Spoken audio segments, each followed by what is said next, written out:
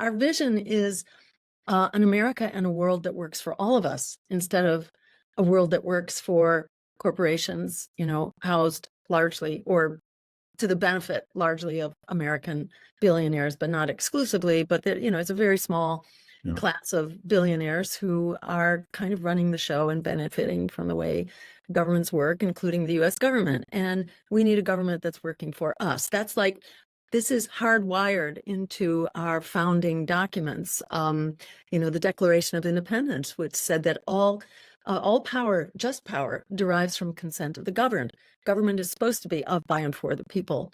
Right now, it's not. So, that's like the overall vision here is that we, the people, are entitled to the promise of our democracy. It's always been a very extremely imperfect, compromised promise, but it's even less of a promise of democracy now. And so we have a series of basic proposals that have been rolled out over the last 10, 20 years even in our presidential races, starting with Ralph Nader's rollout of single-payer healthcare, it was called. Now it's an improved Medicare for all system. We need healthcare as a human right. We deserve that. We would actually save $500 billion a year on paper-pushing red tape and bureaucracy. How about instead, 1 out of every 3 healthcare dollars is paying for that nonsense? Because the health insurance and big pharma are in a position of calling the shots in both of our corporate political parties. So that's kind of a major piece of our vision that could be enacted very quickly. It's not hard to implement these systems. It's way easier than what we have right now, which is just a morass of minutia that has to be tracked, and which is unbelievably time and labor intensive. And approximately 70,000 people die every year for lack of health insurance, and it's something like 87 million who do not have adequate coverage. And that's even with us spending twice as much per capita as the next biggest spender. And we are way down on the, on the list of health parameters. Outcomes, yeah. Mortality, longevity, et cetera. We're doing miserably, and we're also living with lots and lots of chronic disease. We not only have a sick care system, it takes care of you when you're sick, it doesn't keep you healthy, but we have a whole system, a society-wide system, including an economy that makes us sick, that imposes stress and poverty and violence, and a very sick food system, which is corporate controlled and has been for decades. We have the Kellogg's CEO is literally telling people to go eat cereal for dinner now because it's only $1 a bowl. It's horrible. Yeah, unbelievable. Right. Yeah, and that's making you sick even with a once a day. Yeah, and people have lost their access to food, and you name it, across the board. So all of this is kind of part of the overall plan. So just to enumerate them, major piece then is healthcare as a human right through a Medicare for all system, which will be saving us $500 billion a year, even as it expands your coverage so that it also includes chronic care. If your parents are sick, if they have Alzheimer's disease, well, guess what? Now they can stay home and you have home care coming in, which is covered for you. Across the board, eyeglasses, dental care, mental health care, it's all covered. And the rules are decided basically by you and your healthcare provider. So it's a really great system. It's as good as can be, and the rest of the developed world has it. Why don't we? Because pharma and insurance companies are calling the shots. So there's one solution. Another very critical solution is the Green New Deal, which was launched actually going back to like 2010, and our 2012 campaign brought it to national attention. Now it's given lip service by the progressive Democrats, but of course they don't do anything, and they don't mention one of the most critical pieces, which is that fossil fuels have to go. It's not enough to just expand renewable energy. You have to end fossil fuels. That's what nature cares about. Nature doesn't care about renewables. People do, but nature doesn't, and the climate doesn't care about renewables. The climate cares about the fossil fuels that are poisoning the climate and virtually every ecosystem connected to the climate. So the Green New Deal would it's basically a New Deal type program where we, the people, through our local, state, and national government, are creating jobs that are essential for our survival. And it's a major transformational program that puts our economy back into the business of producing things. Right now, we're mostly a financialized economy, which is all about ripping off working people. A Green New Deal economy is, again, a productive economy, not a financialized one, and it transitions us into the renewable energy era and the kind of ecological era, which we have to be if we want to survive, let alone, economic benefits and all that.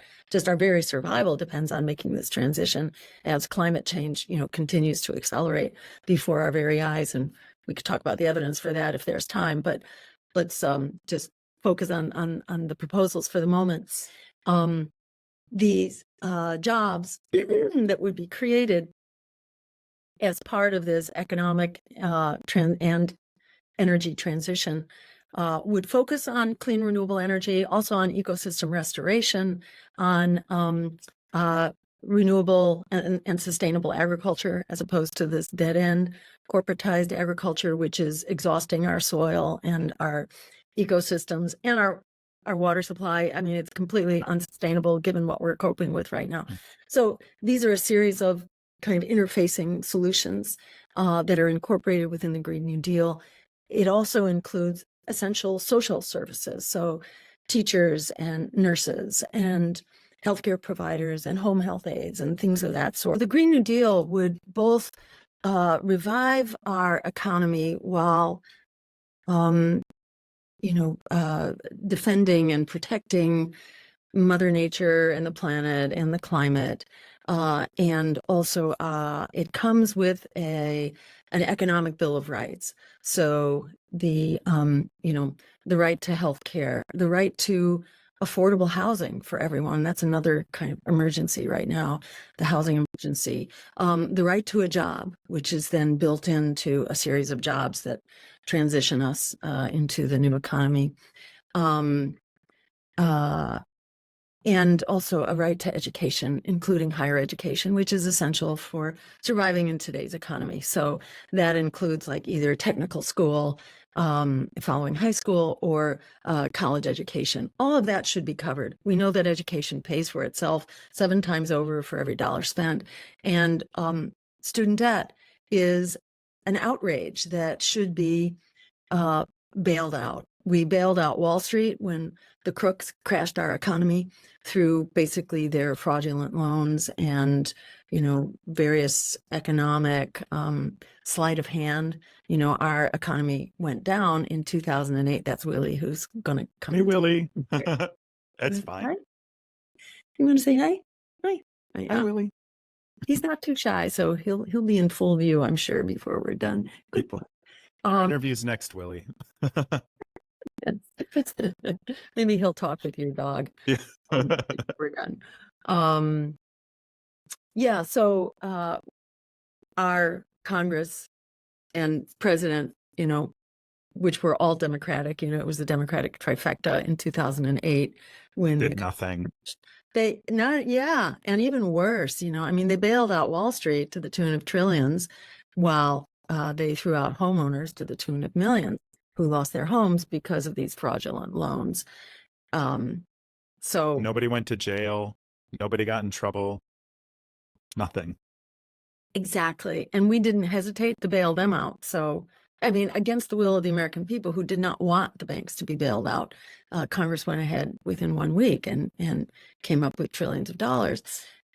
So they can move so quickly when they want to. Like, look at the CARES Act. What was that, a 600-page bill? And that just went through like that. That's right. Yeah. Full of loopholes and right. Corporate perks. And that tends to be what drives it. If there's a Wall Street benefit or if the war machine, they can do that. Don't worry about where the money's coming from, no questions asked.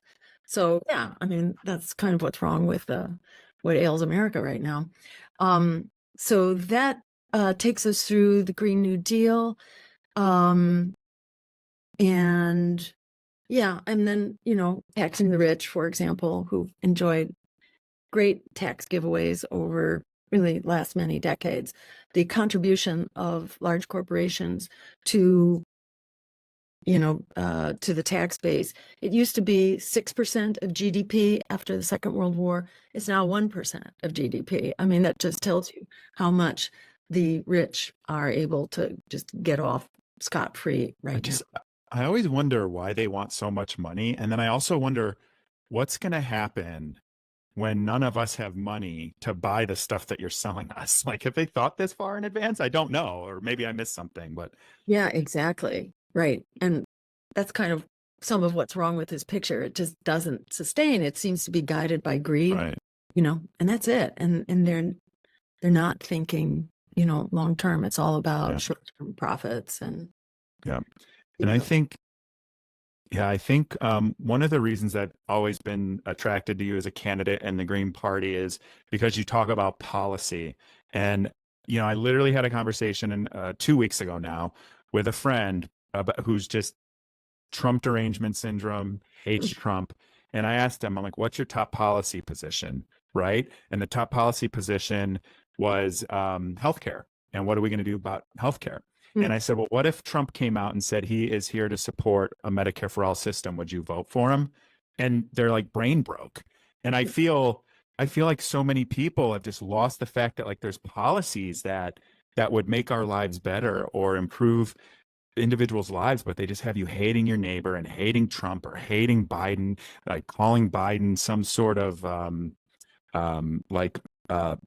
left nut job. I mean, it's crazy. Like Biden is a Republican. Like it just drives me crazy. Anyway, I don't get it. I don't understand that piece of it. And I just want us to stop fighting with each other. And I think a third party could bring people together, which is why people should consider it from my perspective. But I want to know from your perspective, why, and you talked a little bit about this, but why should people consider a third party now when it's, the most important election of our lifetime, as they all are? And how do you and the party plan to have ballot access so people can actually vote for you? Great. Really important questions. So, like, why consider a third party? One of the responses to that is that the American people are demanding a third party. So that's like why it's really important to consider it. And, there's just been such a history of cumulative failure by the two parties, which are bought and paid for by, bankers and billionaires and fossil fuel barons, and the usual suspects kind of hold a monopoly on the two major parties. So it's kind of like beyond needing an explanation. It's sort of like you'd have to explain why you wouldn't want a third party when the two that exist are very busy throwing you under the bus and have been basically lying and misleading you for decades. Why would you not, demand a third party? And it's only because there's such a nonstop wall-to-wall propaganda campaign about how we can only have two choices and how it's a very dangerous thing if you let people start expressing their wishes politically, how dangerous that is. That just requires a nonstop propaganda campaign. And once you step outside of it, you realize it's just totally ridiculous. There are so many reasons to have a third party right now, and the thing that people complain about, which is that, oh, you're going to spoil the election, you're going to throw it one way or the other, is nonsense. The largest voting group are the non-voters, the eligible voters who don't vote. In 2016, my last campaign, they were 100 million people. And Greens, it's been shown by talking to people and by polls, if people who vote Green are people who otherwise overwhelmingly will stay home. We're not taking away votes that belonged to someone. Votes belong to the voter. And any candidate who tells you that your vote belongs to them, by definition, should be ineligible for consideration of your vote, because that's just a basic anti-democratic position to take. And we shouldn't have to defend our right to a vote. Our whole democracy is premised on the right to vote, which means you get to choose, because what good is your vote if you're simply carrying out marching orders for the ruling parties? That's not a vote. And the notion that the Democrat owns your vote is outrageous. They have to earn your vote. And, again, if they think they're entitled to it, then they should not even be considered. So I've become personally just like really disgusted by this question and how it is used to like keep people brain dead. It's used to help Yeah. people like not think, so that they will simply carry out the marching orders of the political elites who are very busy throwing them under the bus.